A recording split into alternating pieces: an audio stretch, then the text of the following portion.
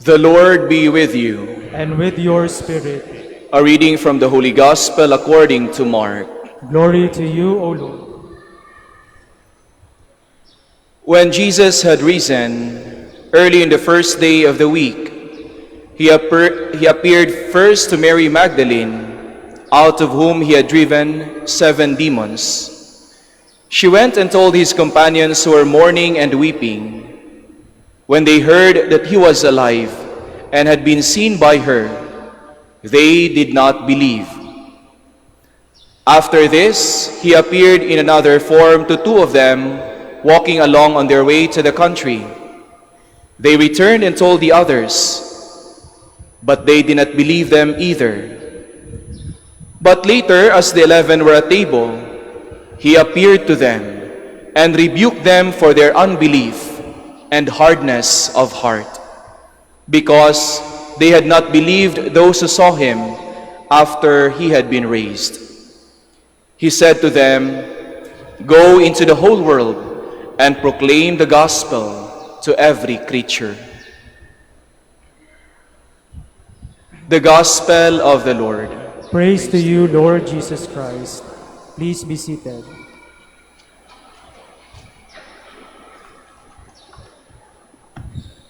Magandang umaga po sa inyong lahat and welcome to the Minor Basilica of Our Lady of the Rosary of Manaoag. Sa buhay natin, maaring makaka-relate tayo sa karanasan ng mga disciples after the resurrection. Sinabi ni Mark sa ating nabasang ebanghelyo, 3 beses silang nakarinig ng rebuke siguro sa Panginoon noong nakita ni Magdalena, ni Mary Magdalene, ang nangyari. Sinabi niya sa kanyang mga kasamang apostles, disciples and followers, "Nag-resurrect, the Lord is risen." Di kami naniniwala. Yung dalawang nagpunta sa Emmaus, ganun din, na-enkwentro rin nila ang Panginoon. And they recognize Him at the breaking of the bread. The Lord is risen. Hindi rin sila naniniwala. Hindi sila naniwala. Finally, the Lord appeared to them. Medyo negative ang dating sapagkat sabi, "Kayo talaga, titigas ng ulo nyo, titigas ng puso nyo." Sinabi na, ang dami na nagsabi na, "I am risen." Hindi kayo naniniwala. Ngayon, 2025, 2,000 years removed from perhaps the event of the resurrection. Tayong lahat ba naniniwala? Sa palagay ko, I would like to give you the benefit of the doubt na andito kayo eh. Pero huwag niyo sasabihin, palagi kayong naniniwala.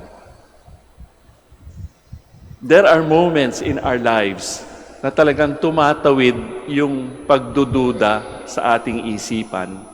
Lalong-lalo na po dito siguro sa Manaoag sapagkat maraming pumupunta dito at maraming hinihingi through the intercession of Our Lady of the Rosary of Manaoag.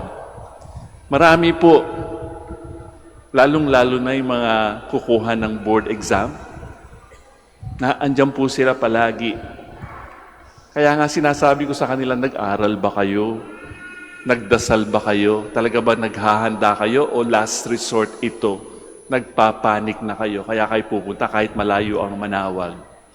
Because not every time we come to a pilgrimage site like Manaoag, dadating sa atin on a silver platter ang ating hinihingi.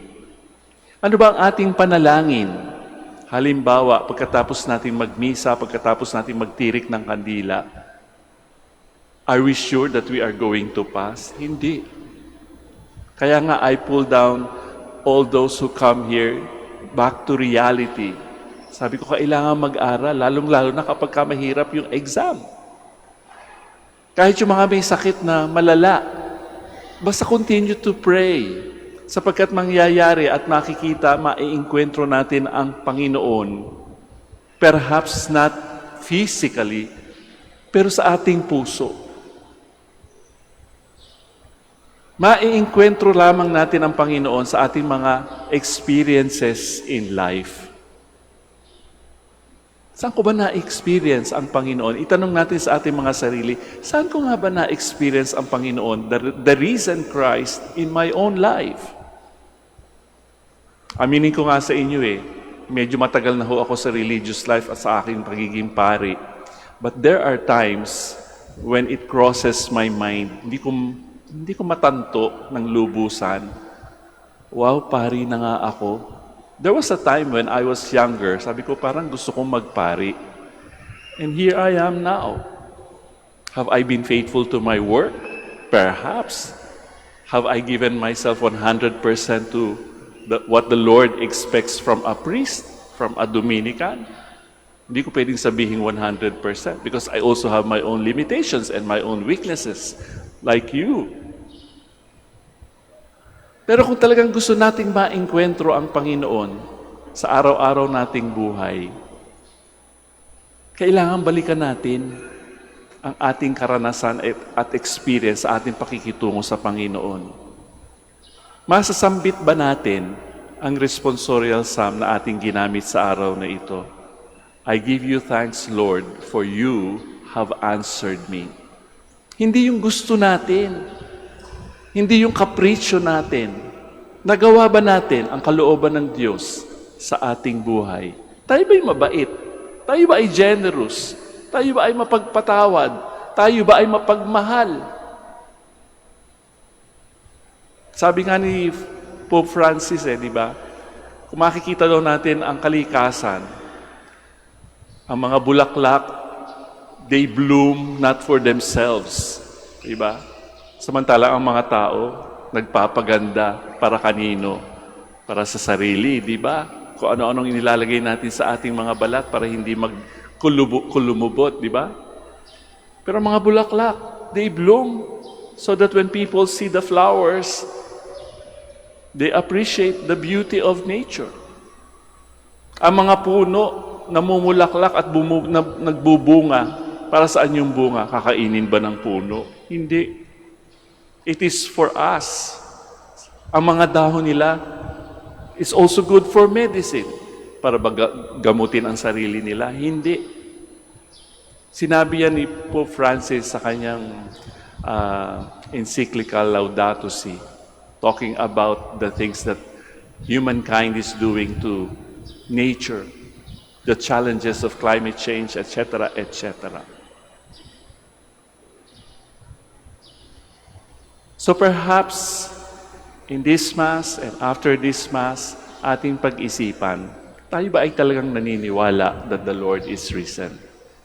Kagaya rin ng mga disciples who struggled with the reality of the risen Christ. Siguro kailangan palagi nating sinasambit-sambit sa ating puso, sa ating mga labi, ang kanilang panalangin. Lord, we believe, but increase our faith. Lord, I believe, but I need more of the grace to believe.